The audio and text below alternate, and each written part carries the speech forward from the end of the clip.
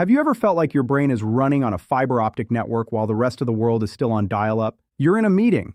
The speaker is still finishing their first point, and you've already mapped out the next 4 problems, sketched 3 solutions, and noticed that the air conditioning has a weird hum. To the outside world, that can look distracted, impulsive, scattered. But there's another way to describe what's actually happening in there. It's not a deficit of attention, it's an abundance of it. I call it intuitive velocity. Quick honest note before we go further. I'm not a researcher, and this isn't a diagnostic checklist. These are 8 patterns I've lived with, and that I've heard echoed back to me again and again from the late diagnosed ADHD and autistic folks in this community. If some of it lands, take it. If it doesn't, leave it. Intuitive velocity is my shorthand for an experience, not a clinical category. If you were diagnosed in your 30s or 40s, you spent decades being told your brain was too much or not enough.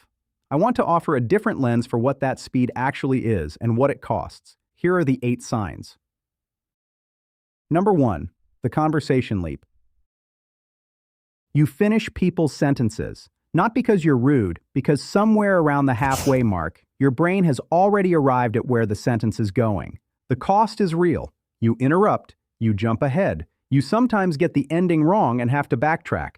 The gift is that in the right context, brainstorming, troubleshooting, crisis calls, you're already 2 moves down the board while everyone else is reading the rules. The trick I've had to learn is that the speed isn't the problem, the delivery is. Letting people finish isn't slowing you down, it's a courtesy your fast brain can afford. Number 2, walking into the room. You walk into a space and you just know the vibe, even when everyone is smiling, even when nobody has said anything yet. The micro frown on a coworker, the slight shift in the seating, the CEO's energy being a half step off from yesterday. To other people, naming this stuff looks like overthinking. From the inside, it doesn't feel like thinking at all. It feels like reading the room the way you'd read a sentence. I don't think this is magic. I think it's that I never learned to filter out the small stuff, so the small stuff is just the stuff. And when you stop apologizing for noticing, you start trusting that read. Number 3, calm in the crisis. This one surprises people who know us. Everything goes wrong, everyone else panics, and you become the calmest person in the room.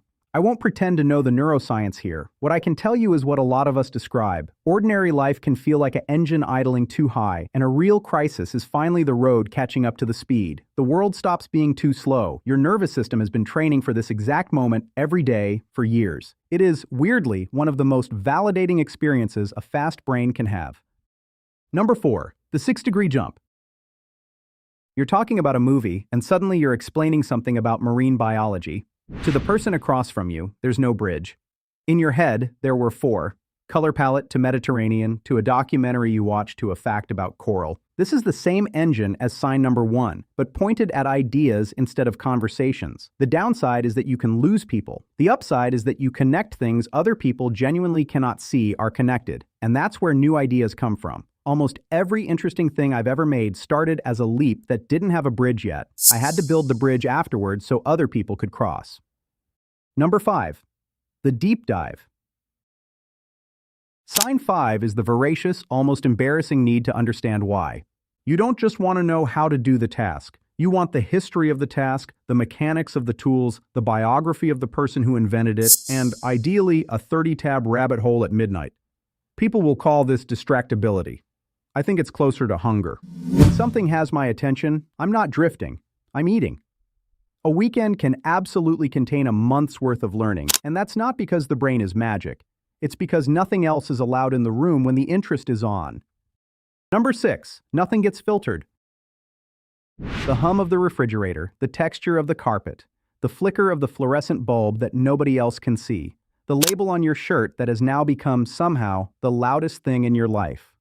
I used to think everyone noticed all of this and was just better at ignoring it. I was wrong. Most people genuinely don't take it in.